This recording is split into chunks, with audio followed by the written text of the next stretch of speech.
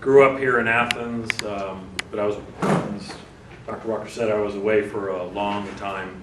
I spent 21 years in the military, doing kind of the same thing I do now. I actually started out as a surgeon and then did a residency in family medicine, and then found that I was doing so much seat-of-the-pants psychiatry that I asked to be put into a second residency in general psychiatry, and maybe from the family practice end of things that moved on into a child psychiatry fellowship. I did some teaching in the midst of that, but most of my career has been spent in the military healthcare system, which is quite different from what I do now. I've been retired now since 2013. I've been practicing in the area since then with Hopewell, and I'm learning things about this area that I never knew growing up here inside the city limits of Athens as the child of a faculty member at Ohio University. There are things I never knew, and some of them are quite shocking.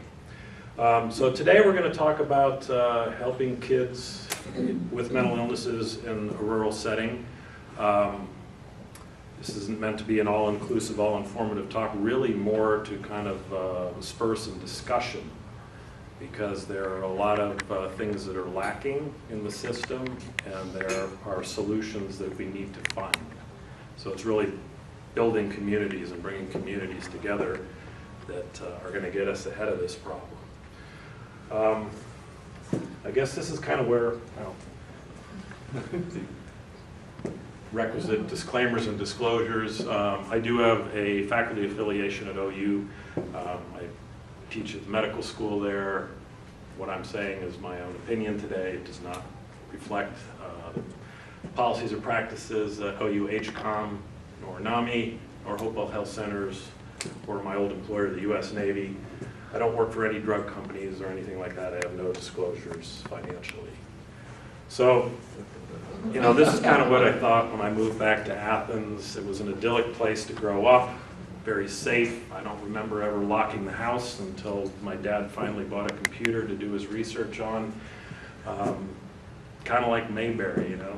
Strong families, your neighbors always know what's going on, plenty of support, friendly principals, friendly teachers that help you out, just guiding you through childhood. It's one of the reasons I moved back here. I couldn't think of a better place to raise my own kids. Not sure it works that way everywhere. Not as easy as you'd think. So some of these things we've already alluded to. Same with kids. About 1 in 5, 20% of kids is suffering from a diagnosable mental disorder. Only 20 to 25% of those kids, though, are getting treatment. So there's a big underserved population, and that's across the board. I apologize for some of these slides. I did them on an Apple, and they didn't transfer well to PowerPoint, so some of the references are going to be blurred in there. From an Institute of Medicine report in 2009, this is a real and costly problem. It has dollar value. You can read early onset of childhood mental illness is predictive of lower school achievement, increased burden on the child welfare system, greater demands on juvenile justice, estimated economic costs back in 2007 of $247 billion a year. Kids living in poverty and in rural areas are inherently at higher risk. Kids living in poverty are at greater risk for developing mental health issues. Kids who live in rural areas are less likely to have access to care. So more likely to have it, less likely to get help. This affects us big time here. We're looking at these general concepts, and then we look at Athens, Ohio. This is from the most recent poverty report in Ohio. We are the poorest state, the poorest county in the state, 31.7% living below the poverty level. Now that has to be taken with a small grain of salt, because they include in those numbers anybody, including students without an income, who are not living in university-owned housing. So that's probably a little bit inflated, but still, this is one of the poorest counties in the state. If we look at the region that we take care of at Hopewell, for example, 9 out of 10 of Ohio's poorest counties are right in this Appalachian area, in the 32-county Appalachian area. The average poverty rate in the region is 17.6%, and that's rising every year. We go back to kids. Families with kids are at a higher risk. You know, if we think that kids who are living in poverty are at a higher risk for mental health, families that have at least one child have a greater incidence of living in the poverty zone. So how does this translate into impact on lives? I thought these were some pretty depressing statistics. There's a widening disparity between urban and rural youth populations with worst outcome, death by suicide. And if you can see those numbers from where you're sitting, for male suicides, almost 2 to 1, twice as likely to commit suicide if you're mentally ill in a rural population. For females, not as high a rate, but still about a 2 to 1 disparity. Most of the suicides are by firearms, and if you think about where we live, how many families own guns, it's just part of the culture. I'm not saying anything here to offend NRA types, but if you have a gun in the house and you've got somebody who's depressed, maybe untreated, you have a lethal means of suicide available and readily accessible, you know, there's a higher risk.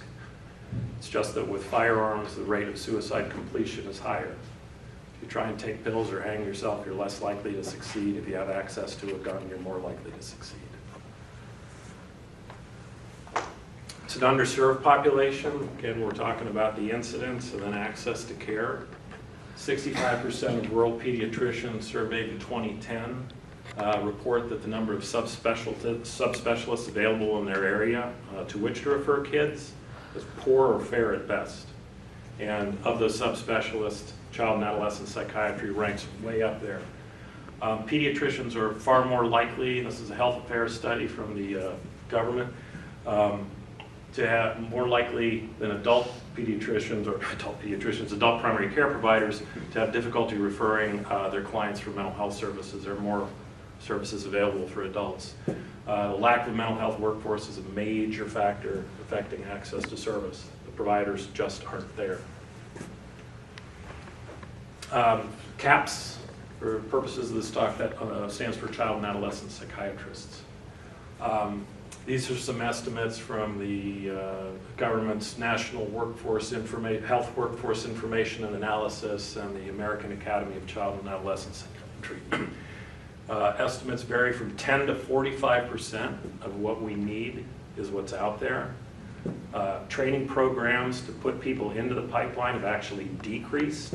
They're going down. Why? You know, they're government funded, and there aren't as many people matching into that. You know, we can talk about that later. A lot of times the programs drop out because there just aren't enough people signing up to become child and adolescent psychiatrists. It's a lot of time to commit to training, and the payoff at the end with the debt burden that these young doctors have and how they're going to be compensated for what they do, it's just not there. It's not worth it. This was a very telling number. The projected need by 2020, and this is a little bit old, the data from 2003, you can see that the total number projected to fill the needs of the country, and this is actually based on the level that we had in 1995, Child and Adolescent Psychiatrist Survey. It's been going down. 12,624 projection of the number that are going to be available by 2020. You know, 66% or so of what we'll need. So the care isn't there, and it doesn't look like it's going to get any better anytime soon. Now, this is something also that affects us in the rural settings. We're looking at overall numbers, but if you look at how child and adolescent psychiatrists are distributed, they basically park on the coasts near urban areas. So the number ranges in Alaska, you have 3.1 per 100,000 youth. In Massachusetts, 21.3. So there's a huge disparity. Ohio kind of falls down on the lower end. We have about 6.7 per 100,000 youths. But if you look at towns and areas our size, populations greater than 20,000 that aren't adjacent to a metropolitan area, we're talking more like 4.4, and I don't think we're really anywhere near that in this region based on my experience. So you'd think, and this is another interesting thing that comes up, there are no providers, these kids aren't getting help, so probably the incidence of of drug use is pretty low. They're not getting treated. They're not getting prescribed drugs. Actually, it's just the opposite. This is an interesting bit of investigational journalism that came out of the Wall Street Journal a few years back, looking at Medicaid prescriptions for antipsychotic drugs in kids. And if we look at Medicaid kids, which are our impoverished population, versus privately insured, you can see over here, privately insured kids prescribing for antipsychotics is kind of flat from 2001 to 2004. Kids in the Medicaid population, it's a steep climb. 4 times as many kids, and that keeps going up. It is the #1 expenditure of Medicaid dollars for medications, antipsychotic medications. And this is actually what we see, is that kids coming out of the medical system, a lot of times are, and why does this happen? It's probably because of primary care providers of being overwhelmed and trying to fill in a gap. They got a 15-minute appointment. They've got a parent in crisis, school applying pressure to the kid. They want to make a difference, and they prescribe these drugs. It's kind of the rhino dart of medication. Does it work? Well, it might appear to, but it's like killing a fly with a shotgun. It's probably overkill in most cases. But anyway, there are a lot of side effects, a lot of things that go along with these medications, and this is such a problem right now. This is a really great website if you want to go to it. There's actually a program that's been put into place at the state level called Ohio Minds Matter, that the aim of it is to provide education to primary care providers about the inherent risks of using these medications and using medications more appropriately, trying to cut down on the incidence of prescribing of these strong antipsychotic drugs to young kids. And sometimes we're talking as young as 2 or 3 years old. Okay, so here's where I'm hoping we'll prompt some discussion, and that's what I'm hoping most of tonight will be, is talking about this. There is no solution that's going to cure this problem. Just putting more child and adolescent psychiatrists into the area isn't going to solve the problem. Just providing more medication money is not going to solve the problem. Insuring everybody is not going to solve the problem. This really takes a village. This is really a coordinated community-based effort that we need to take care of these issues. So when we work in psychiatry, what I was always taught as a medical student is we need to look at things broadly, holistically, in the biopsychosocial model. It's not just genetics, it's not just meds, it's not just somebody's thinking errors, and it's not just what's going on in their lives and pressures. It's all of it put together. So that's how I'd like to approach this. We'll do the bio first. So these are just some ideas for some things to think about here. Medications are not a cure. They don't cure any mental illness. This is not like a bacteria that an antibiotic wipes out. This is not like a cancer cell that radiation takes out.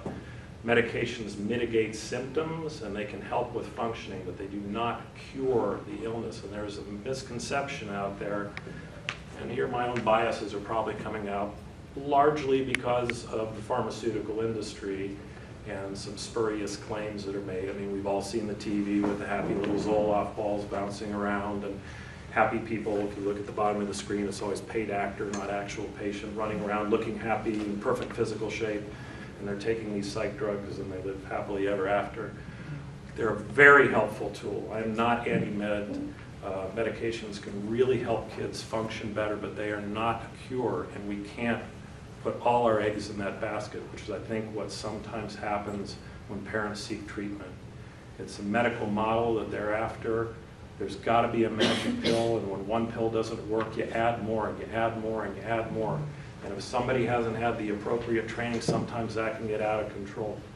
For those who spend time watching TV, you've probably also seen the 1-800-SUE commercials for kids that have gynecomastia and are growing breasts, or children that have had suicidal ideations on antidepressant medications. There's a real downside to them as well. Medications have specific target effects. We need to be aware of those. We need to counsel realistically parents on what to expect, and kids, to know what the medication is going to do for them. It's not going to make decisions for them. It's not going to keep them out of trouble. They've got to do that. Medications have side effects, some of them huge. I was mentioning that there's this incredible increase in the prescribing of antipsychotic medications. Yes, sir? You know what? I never liked that term. They're not side effects, they're effects.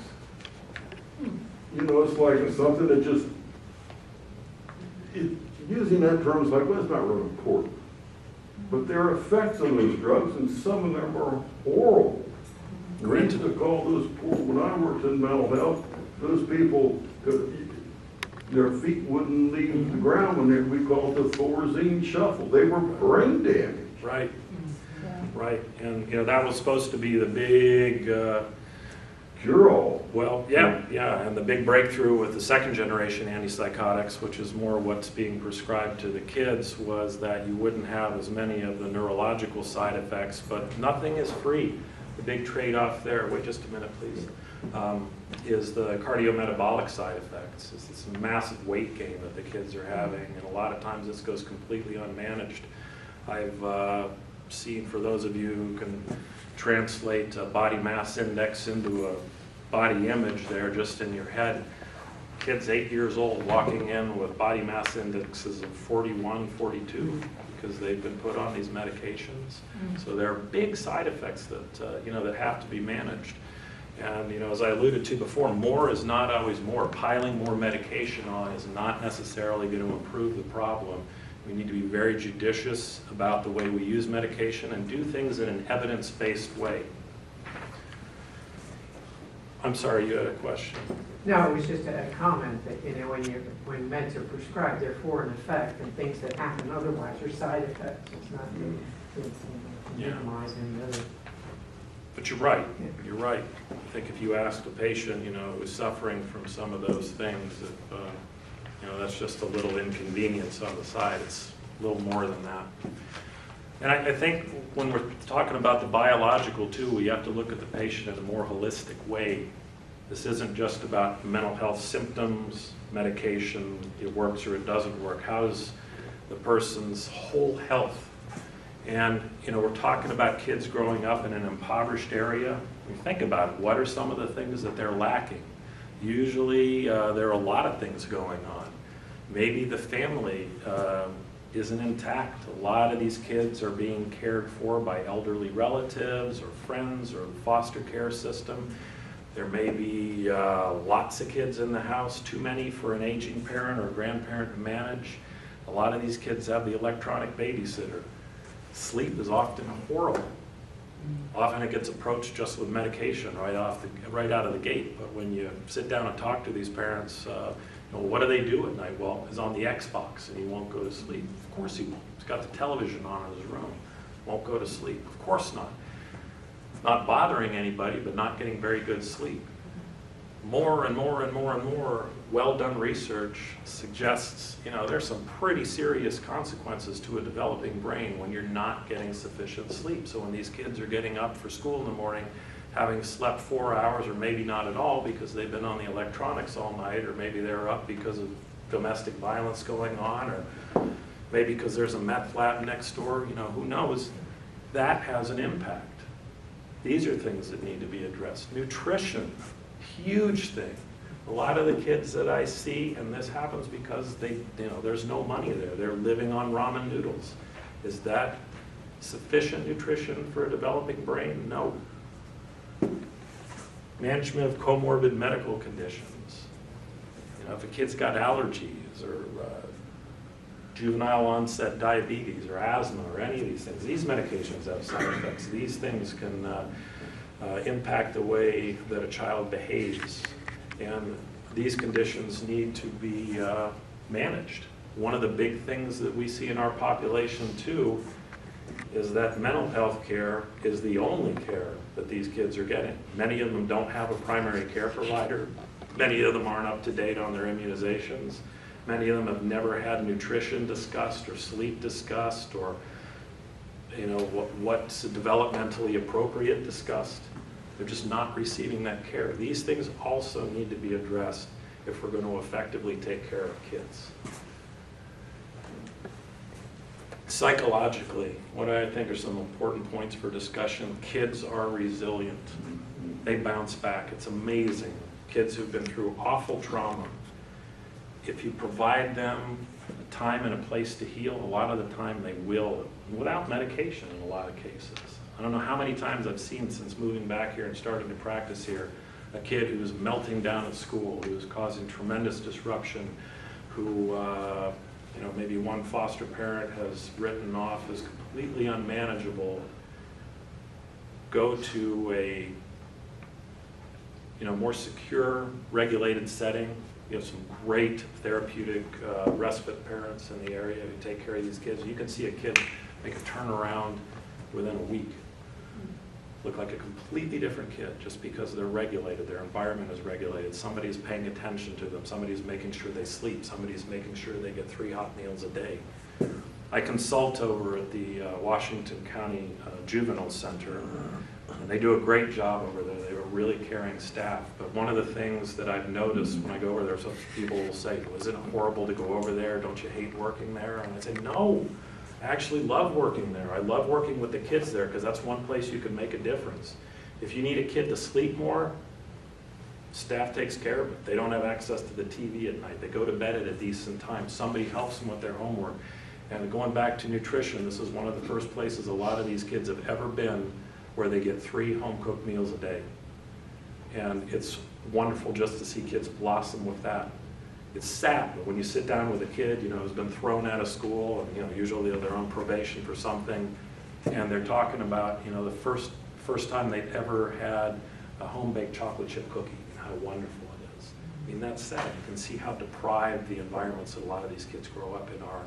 And I think that weighs tremendously on their psychological development. Children learn what they live. I mean, what you're growing up around, what's modeled for you is the way you start to think and view the world. And a lot of times these kids are just behind from the start because of this. I see kids coming into the office and their parents will complain about how they swear and are disrespectful, but as you sit there and watch this parent pretty much unaware of their own behavior, pointing the same thing at this child, swearing at them, demeaning them, calling them names, as if there is just this expectation that you're my kid, you should behave, do as I say, not as I do. These are things that we can help parents learn when we work with them and train them, and that's a big part of it too. You can't just give a parent a pill and say, go home and give your kid this and they'll be fine. And I think it's important to remember, and we'll always remind parents of this, that it's not just your weekly visit to the therapist, or I guess that's thinking in an optimistic way. It usually doesn't happen that frequently. But psychotherapy takes place in the home, in school, after school and activities, and at the office. In all these places, the adults who are working with these kids are making an impact on their lives. And that can be good, or it can be not so good. I'm thinking, for example, about some kids who are very difficult and have just had the opportunity to be with a big brother or big sister through that organization, and just to work with an adult who's maybe more functional and can teach them some better ways to approach life. That can make a world of difference. These kids just eat this up, and again, they're so resilient.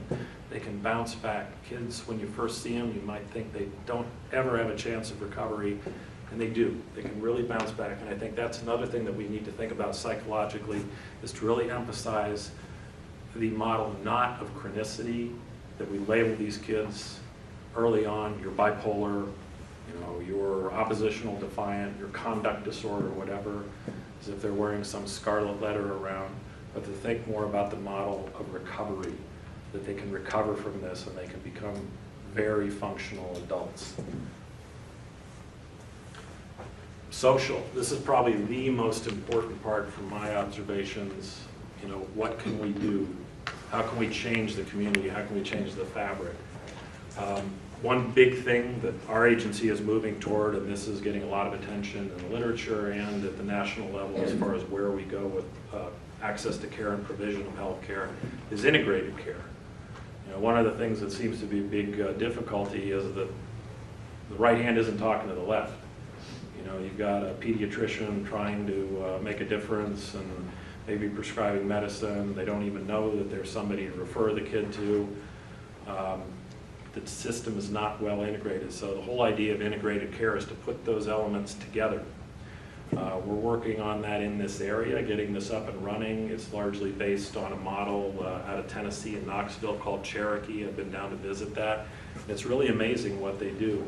Kind of in a nutshell, the idea is there they have care teams. If you go in, the care teams in primary care have a behavioral health consultant who is always there, who's an integral part of the team. And if something comes up, you know, whether that be something as simple as, can you help me with this patient in you know, some kind of lifestyle modification, stopping smoking or something, or, you know, this kid seems depressed, this person seems depressed, that provider can go in there and screen very quickly, have an idea of what's going on. If you need to bring in mental health, it's not so much the traditional referral system where you've got to wait weeks and weeks and weeks, or months and months and months to go in and see somebody who's not going to talk to your primary care provider, but it's done in coordination.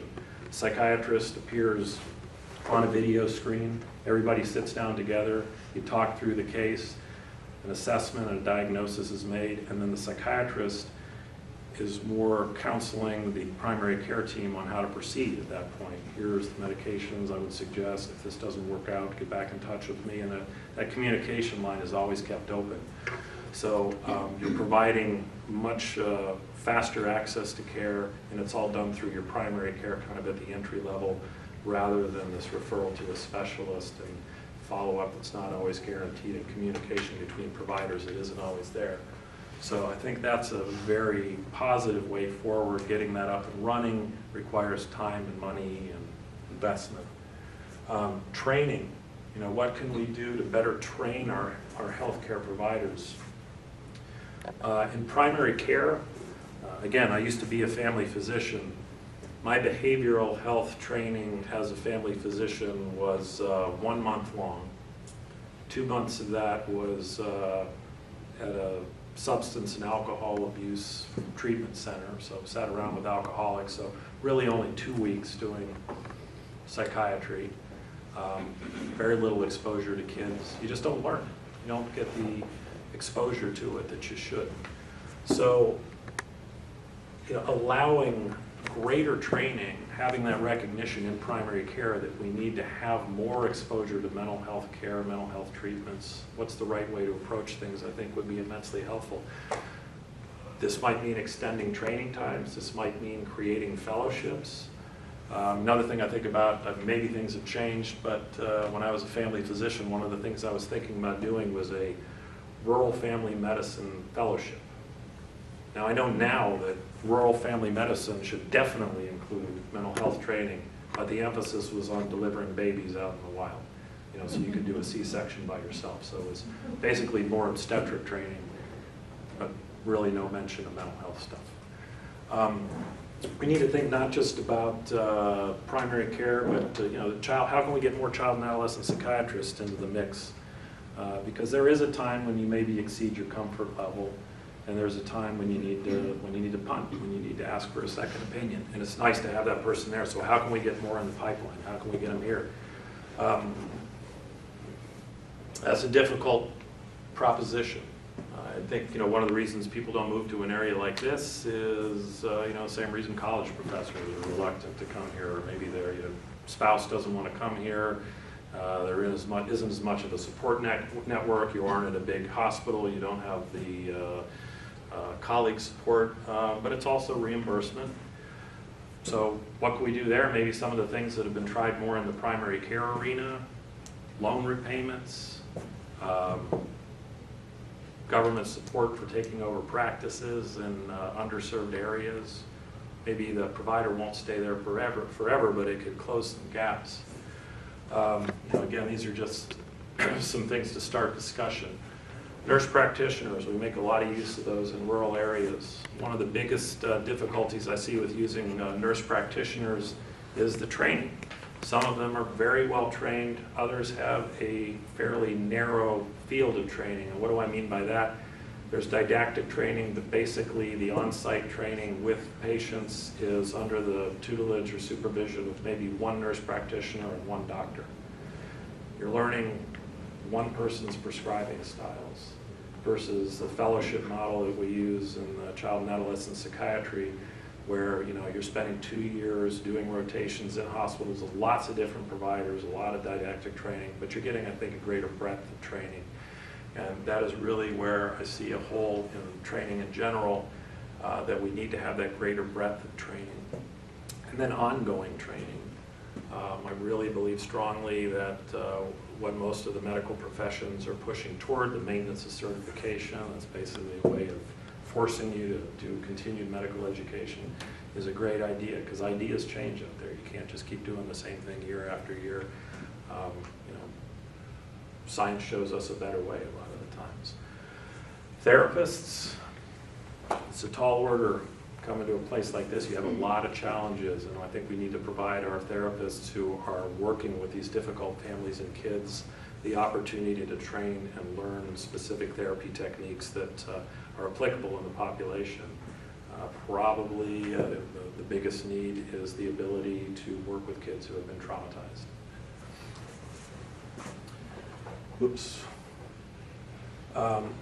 Integration of community resources. One observation I've made in the Athens area, and this is kind of a unique place, we have this university in town here, and I remember coming back a couple summers before I retired and talking to some of the folks from the university in the child psychology department, not really department, but their clinic that they have there, the program that they have in child psychology, and asking about how things are integrated, and basically kind of got the sense that they don't really talk to the medical school, who is training our oral physicians, don't work much in the schools because that's where the College of Education is. They don't really train the teachers who are there. In other words, there are all these camps that are kind of doing their own thing. They're all on the same campus. They all could be working together. Psychologists could be training the teachers on how to assess kids developmentally, how to have an idea of what things look like. The developmentally oriented psychologists could be teaching the medical students on what to look for. All these people would help teach each other, and it would also be, in the clinical training setting, a great way to help provide these kids the greatest breadth of service. Physical therapy, speech therapy, occupational therapy, psychological counseling, referral in for medical care, coordination with primary care, just in what's provided on the Ohio University campus. That could work so much better. But that's just an observation, and it's indicative of a problem that we have on a larger level, is that we just don't talk to one another. There are too many separate camps. Working with primary care providers around here, the systems don't talk to one another. It's very difficult to access records. There are some providers of primary care, some of my patients will go out and try and get a lab, and even though I've written the lab order, that practice won't release the results to me, even though I've ordered the test, until that patient goes back to the office, signs a release of information, and then they'll fax the stuff over. Too many turf battles. We need to be talking more and coordinating more. Complementary professions. I think a lot of times we overlook organizations that are really a part of this.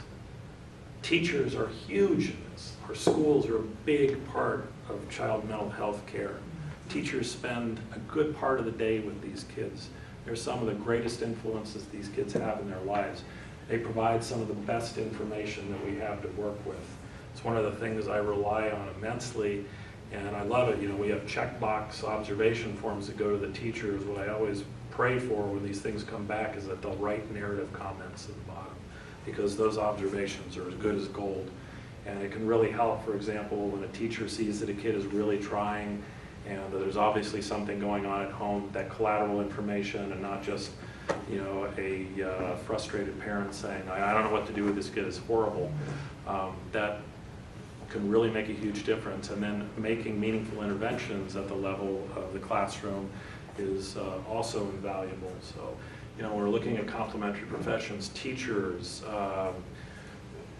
faith-based settings, pastors, summer camps, scouts, organizations these kids belong to, they're all part of the picture. And somehow we need to find a way that we can talk more openly with one another and bring everybody into the picture so these kids get truly wraparound care. Money is a big thing. You know, we talk about parity. There's a parity law that was passed through Congress in 2008, but basically what it says, and I'm sure most of you know more about this than I do. Again, I've been working in socialized medicine for 21 years. I'm a big fan of single payer systems, but we don't have it right now. All this guarantees is that you basically get the same treatment you get for your somatic illnesses, for your mental illnesses. But what we see, and in fact this is one of the most intriguing populations around here, are the people who fall just outside of Medicaid. They have to get insurance, but they get a low-cost plan with a high deductible. They don't seek care because it costs too much. And you know, yeah, there's probably parity. They can't get anything when they go to their regular doctor paid for either. But we see these insured patients coming through the door where, you know, okay, so there's parity. You know, if you have a cold, you can go see your doctor one time. But does that parity translate into what you should be able to do as far as psychotherapy? You can be assessed and seen one time? No, that doesn't work. So we need to look for true parity there. You're not comparing, you know, apples to oranges, that we can really, if you're going to provide comprehensive care for somatic complaints and somatic problems, we need to be able to provide comprehensive care for mental health problems. And if that means seeing a therapist every week, that means seeing a therapist every week, and that should be reimbursed. We're not there yet. We're nowhere near that. And that's a big problem. It's a big uphill climb that our patients face. We also need to, again, building this community, to support our allied agencies. By that, I'm talking about some of the things that we've touched on. NAMI, you know, when these things come up, when these agencies ask for money, give them money. United Way, United Appeal, the agencies that provide housing to our mentally ill and homeless, Good Works, Big Brothers and Big Sisters, the Scouts, all of these agencies, you know, Gathering Place, all provide support for people with mental illnesses, and they're part of the comprehensive package as far as taking care of people. They can't be left out. We have to remember that. Is the government going to do that anytime soon? No. But I think we need to remember that they're all part of the system. So anyway, hopefully that's some food for thought, and I'd like to open up comments and discussion. And I've seen that the entire time I've been practicing psychiatry. I think a lot of times primary care providers, how would one put this delicately? There isn't as much respect given to mental illnesses, perhaps. They're almost sort of, well, it's not that big of a deal, I can handle it. Yeah. You know, would a primary care provider ever see, like, oh, I don't know, newly diagnosed leukemia or something and think, oh, I can handle this, I'll just do the chemotherapy and I don't need to refer to the oncologist? No. You know, would a primary care doc put somebody on the exam table and try and do an appendectomy? No. But when it comes to mental health, a lot of times there's this I can do it attitude amongst primary care providers, and they're very reluctant to contact a psychiatrist. We see that even in our own attempts to integrate, that a lot of the primary care docs, and they've been doing this for a long time, and maybe they have a fair degree of confidence about it, but what they would rather have is to send an email to us, you know, I have this patient with these symptoms, and tell me what med to prescribe. And that's it. And all the information isn't there. We really haven't looked at the entire picture. The training that you receive in primary care, you just don't ask the same questions. Again, you're used to 15-minute appointments. You're trying to get to the bottom of things very quickly. You know, usually you see a rash or somebody's having trouble breathing or their blood pressure's too high. You have a very measurable thing that you need to fix, and you jump on it with an intervention, and it's done. And that mindset kind of carries over sometimes. So I think there's just an inherent reluctance to reach out and say, you know, what should I do here? Do I need to refer? So yeah, they are underutilized, and that's an education thing that needs to happen. And also it's getting to know your mental health care providers and becoming more comfortable with them, and kind of, you know, working on that collegial environment. Again, that's where we get to these camp things, where this is our camp, this is somebody else's camp, and we don't talk to your people. That sort of thing doesn't work out. I can't believe how few calls I actually have from providers in the community asking questions. It's either refer or they just don't call at all. One of those things that, and I think this is shifting because there's more of a movement toward reimbursement based on outcomes versus expenditures, and relative value units generated, and this sort of thing. But there is a disincentive to refer. You don't want to do that because that costs the organization more money. So there's probably that also going on. Actually, to touch on something that's interesting, just my own career, that's why I got into psychiatry.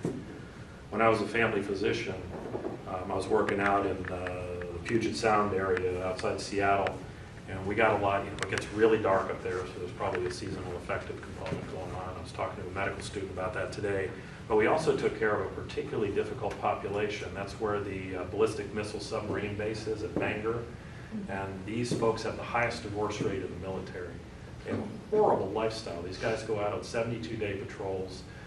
When they're in port, they're overworked because they have 2 crews. And when the sub's in port, they're just working day and night.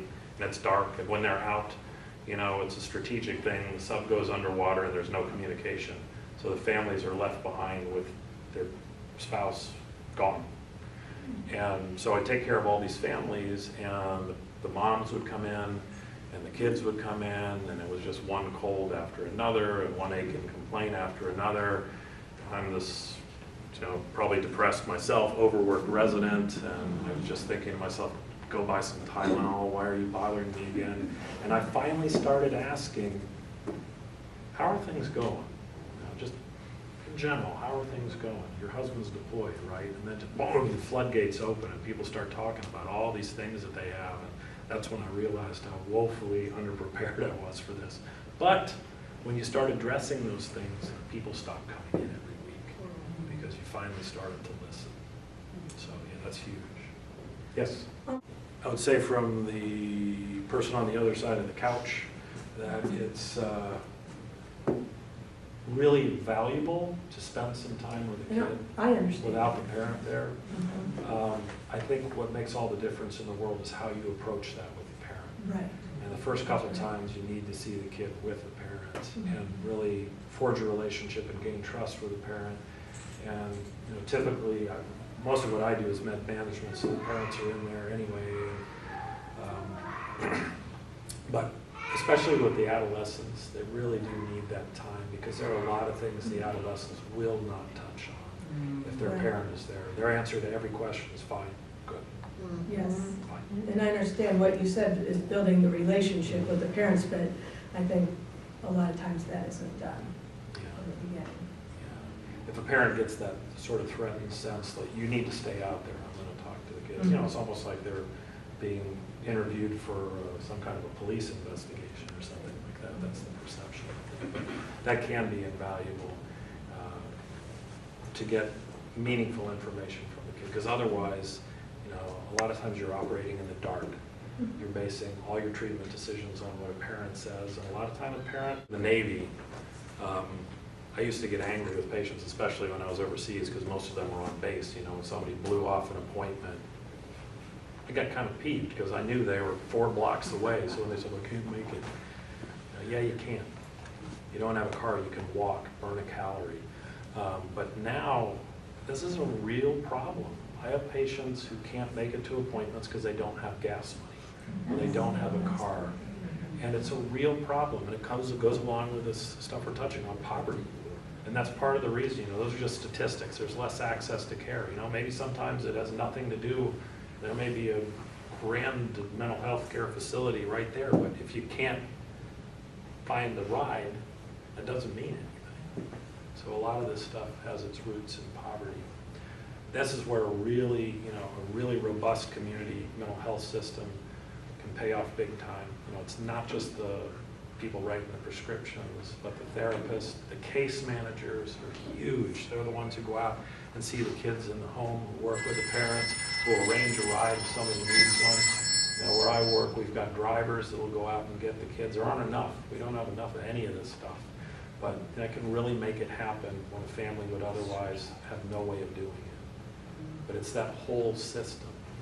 It's not just, one thing. We always tend to look at the doctors or the nurses or the therapists, but it's all these other little parts. This is where you start scratching the scab and then just, it starts bleeding when you look at the size of the problem. I remember another, going back to this antipsychotics, why are all these antipsychotics prescribed? Again, they seem to work. Another little anecdote, I was at a conference up in Columbus with the state chapter of the Psychiatric Physicians Organization, and there was a doc from Case Western there who was very frustrated. There was one psychiatrist in the audience who kept, and this is kind of reflective of the problem, was basically challenging new diagnostic concepts in DSM based on what medications would do, what they were usually prescribed for. So he was saying, for example, the new diagnosis of disruptive mood dysregulation disorder, which is based on good research and is sort of explaining mainly kids who we used to think were bipolar, but they're not. It's really more of a depressive type of thing. But this guy questioned it saying, well, you're saying that if I gave these kids a dose of risperidone, put them on risperidone, that was an antipsychotic medication, they wouldn't do better. And finally this frustrated doctor said, of course they get better. You give me a dose of risperidone in the middle of a hectic day and I'm going to look better, because it just kind of chills you out. The old name for these medications is major tranquilizers. So I remember early on in my time here, there was a young man who came to see me, and he was just dozing off in the middle of appointments. Find out what he's on. He's on a hefty dose of antipsychotics. I'm wondering why. Taking history, seems like he has a little ADHD. Maybe he's a little bit oppositional, but does he need to be on Risperdal? No. So I took him off Risperdal, and I won't say which school system, but there we got some teacher feedback, and the teacher was irate that we took this kid off medication. And I asked the kid, do you feel better? He said, oh yeah, I feel better. And I said, well, why does the teacher think that you're not doing so well? What were you doing before that you're not doing now? And what he revealed was before he was just sleeping. But do I necessarily blame the teacher? No, if you're in a classroom trying to control 30 kids and one of them is bouncing around and letting his neighbor and things like that, and all of a sudden they're out cold on the desk and no longer making any noise, that's not necessarily a bad thing in the teacher's eyes. But, could we help that with more teachers in a classroom or fewer kids per teacher? Yes. And that goes back to what you're saying. It's a way bigger problem when you start following all the threads out. This is way bigger than just, again, more meds and more child and adolescent psychiatrists. Right. Tests will solve everything. Okay, I saw some other, if you've got a child with a physical disability, yes, that's going to increase the incidence of mental health issues. Might that be a fully developed depressive disorder? No, but you may be far more likely to see a chronic adjustment disorder that's just related to the medical condition they have and that they can't run around in the same way that their friends do. If you've got a child that's intellectually disabled and can't keep up with their peers, this creates tremendous stress too. Yes, we see far more aggressive behaviors and problems with those sorts of kids, and oftentimes there too, it's the rhino dart. It's this just overkill that's done with these kids rather than helping them in a systematic way. Yeah, I think that speaks to, again, the larger picture here, just working with kids. Does this happen that infrequently? No. And it's, the one-size-fits-all mentality does not work. We tend to pay more attention to the lower-performing kids with special education programs and the like, which is definitely something that needs to happen. But a lot of times the kids who seem to get neglected are the higher-performing kids who may be sitting in the classroom there, as you said, just bored out of their mind. But they're forced. They have to. They have to sit there for the full day. They've completed their work in the first 5 minutes of class, and then they're in trouble for reading or something like that. And they end up in trouble, and they start becoming more oppositional, and they resent going to school, and they get into conflict with their parents. So we need to pay attention to them too, provide an outlet for them. The talented and gifted programs are, oftentimes a good idea, but does this fully engage those kids either?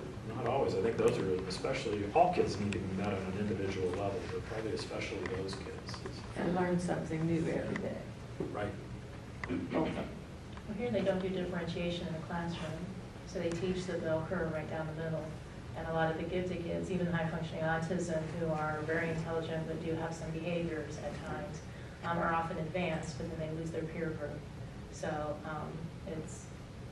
I kind of wish that Ohio did differentiation. Yeah, and that's something I've seen before, and that's a very awkward place to be as a kid. You know, you're in middle school and you're going to classes at OU. And they're not going to, they lose their peer group. And Right, me as a right. speech language pathologist, I'm trying to teach social language skills, and they have no peer group with which Right. I can help them. And you also miss Learn. out on being a kid. Yeah. All that anybody's focused on is that you've done really well on some tests, so you should be doing this one, but that's not really educating somebody fully, right? The social aspect of that, and those kids can grow up very disadvantaged as far as their ability to function socially.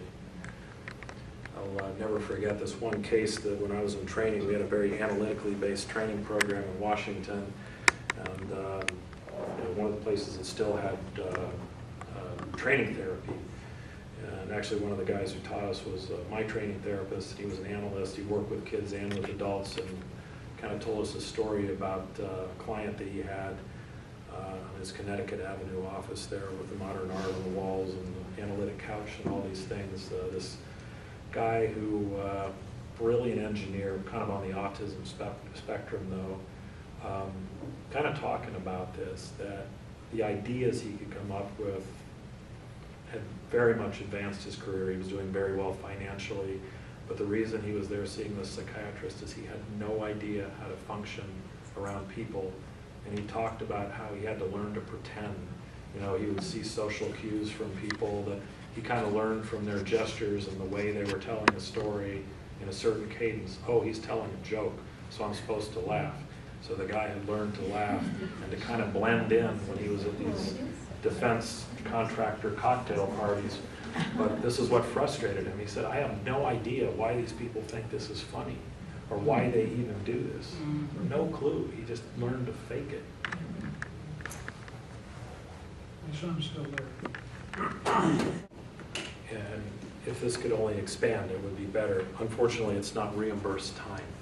This is the problem. But when we can have multidisciplinary meetings, one of the things that we've kind of geared up at Hopewell for the child team is that we're having regular meetings during the month where the prescribers get together with the school-based counselors, with regular therapists, and we discuss cases. And the case managers are there as well, and some of these folks have known these families forever. They've known parents when they were in mental health care treatment, so the information they can provide is invaluable. So expanding that circle even further, getting together, I guess in the ideal world, even if it's video conferencing in with the pediatricians at a certain practice on a given day of the month, and we discuss all the patients that we share or something like that, or talking with the speech and language therapists at OU or the IAT team if they've evaluated a kid. We're working on forging those relationships, but it's a very slow process. It just can't happen fast enough. But the more you talk, the better care people get. Because it's like looking at an impressionist painting. If you're just looking at one point, you really don't see the big picture. When you back up and you get all those points of information and all those different opinions, you can see it differently sometimes. I wanted to bring something else up that an observation that I've made, and it is kind of a touchy subject, but it's another challenge that I think we see in rural areas, and maybe a better way to say that would be impoverished areas, just the way our country runs. But that mental illness becomes a way of life for some kids and for some families. It's a multi-generational thing. Why? Because the disability equates with money. And I don't say that in an accusatory way, but if you've got 3 or 4 people in the family who are all mentally disabled and getting Social Security checks, at least you can put food on the table. So one thing I've noticed with some families, and this is coming from the Navy, where I talked to a family, and usually my role there was to kind of gently suggest that maybe there is something going on. Maybe your child is a little depressed. Maybe your child is a little anxious. Maybe this is at the point you've tried working with a therapist. The school's been working really hard. Maybe medication would help. We need to go research this. couple months might go by before a parent will finally say, okay, let's try it. But not for very long. Model flipped when I came here. Working with a family, kids go to the hospital, and this happens all too often. I'll just go off on a tirade here. Kids go to the psych hospital for a day because they got mad at school or something like that, had a meltdown, and threatened to kill themselves or kill somebody else. Almost always you ask the kid afterwards, you really want to hurt yourself? No, it's just mad. They go to the psych hospital, there for a couple of days, they get diagnosed as bipolar NOS. How long did you talk to a psychiatrist? About 5 minutes. They get put on the antipsychotic du jour and they come back. You spend time talking with the family, spend time talking with the teacher, spend time talking with the therapist, and you sit down with a parent and say, you know, I think this is good news. I think your child's just in a rough spot at school. Yeah. So, you know, this is kind of a touchy subject. On one hand, you understand the family really needs the money, but can we help these families out in a way that doesn't require their kids to be labeled as mentally ill and maybe on medications that aren't very good for them in the long run? So I don't know if anybody has any thoughts on that living in the area longer than I have. Yes, but just to get in. Awful. Just to get So in. that may be why those folks out in Washington didn't want their kids. Well, you sometimes hear that it'll prevent a kid from getting into the military. I sometimes use that around here as sort of an incentive when you've got an adolescent. It's a way to engage them. I don't know, the recruiter comes to school, they want to be in the Army. Are they ever going to go in? Are they ever going to succeed? I don't know. It really doesn't matter. But you can use that. So you think you can do without medication? You think you can do this on your own? What you're doing is empowering them away. Again, if they ultimately join the Navy or the Air Force, it's immaterial. But if that helps them feel that they can control these symptoms and they're not relying on my meds aren't working, sometimes it works. You can see some of these kids come out of their shell and really make a turnaround. And a lot of times they'll end up saying, well, you know, we're still going to try for the Navy. Well, I'm not going to do that anymore. I'm going to go to college instead. Something like that. They're off their meds. They're doing better. So sometimes you can use that to your advantage. If they want to join the military and they know they've got to be off meds for a year or two. Okay, let's try that. In what I do, that's huge. That's most of it. It's referred to most of the time as supportive therapy. A lot of times that gets kind of a, again, sort of cast off. Well, that's easy. Supportive therapy, you're just patting somebody on the back and telling them they did a good job. And what you're really doing there is trying to find what ego strength they have and building on that. So in the limited time, I have a half hour for follow-ups that I have with patients. That's mostly what I can do is parenting work, you know, sleep hygiene, setting behavioral limits. But with the kids, it's focusing on what they do well and emphasizing that. And that's doubly important around here because so much of the time, these kids don't hear a positive thing all day. They just hear what they've done wrong, how horrible it is that they got suspended, that they're never going to amount to anything. And I think to have somebody tell them that they're doing something right, that's huge. And that's one of the things I try and emphasize with parents as well. You know, okay, your kid had a horrible day. Just kind of go emotionally neutral on the bad stuff. They hear about this all the time, always doing something wrong. Find something good that your kid did that day and focus on that. Emphasize the behaviors you want to see repeated. Don't dwell on the stuff you don't want to see repeated. So that's huge. That's a huge part of what I think we need to do with kids. A lot of times what we end up doing, one of our big roles is a sort of coach and cheerleader. You know, parent in my office today who, you know, she's young, way too many kids, too early to handle. You know, it's just what came along for her, but I think just overwhelmed. You know, no older relatives to really help model anything, and a very difficult child, mainly because the kid just had no limits. A kid's going to do what a kid's going to do, you know. They interact with the environment, and if they learn this is a way to get something, they repeat the behavior. So this kid's kind of ruling the roost. Mom came in today, told me about how she's finally started setting limits with the electronics. Has this new timeout place for the kid where there aren't any toys or distractions around. He actually has to go in there and spend his 1 minute per year. She waits for him to be quiet, so she actually listened. And you could just see she's looking for approval. So, you know, you kind of have to get up and, yes! good job, Mom, you know, and how's that working out? And when they kind of feed back to you, it really works, you know. You sometimes have to shake some hands and pat some backs, and like you said, tell parents that they're doing a good job and that they can do this. You know, then they feel like they've got some skills as a parent. They feel like they've got some tools. Thank you.